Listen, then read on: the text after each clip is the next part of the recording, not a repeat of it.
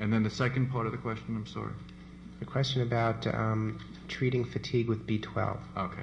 Now, treating fatigue with B12 is, there's a good company policy or a company line that I take that is this, that you don't take B12 replacement unless you need it. And the way to tell whether you need B12 replacement is very simple. It's a blood test. And if you come back low on your B12, then you need B12 replacement.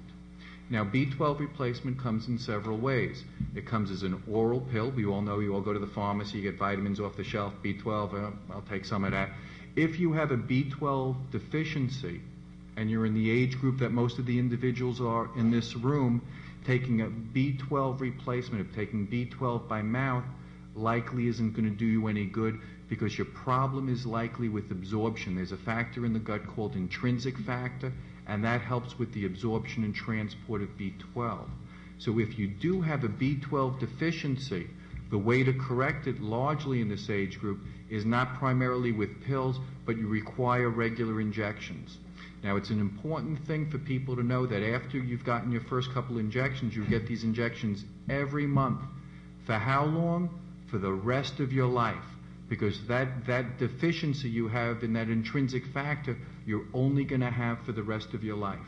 So it's very important. It's the same way with that hypothyroidism. How long are you going to need to be on thyroid medicine? Only the rest of your life, if you were diagnosed correctly.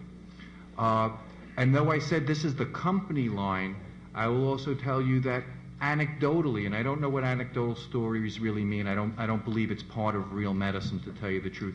But anecdotally, I do have some patients that have talked their primary care physician into giving them B12 shots, and they tell me they feel better for a while. So what does it mean? I don't know. But if you suspect a B12 deficiency, it's very simple. It's a very simple test that's done when they draw your blood, and you just have to mention it to your physician.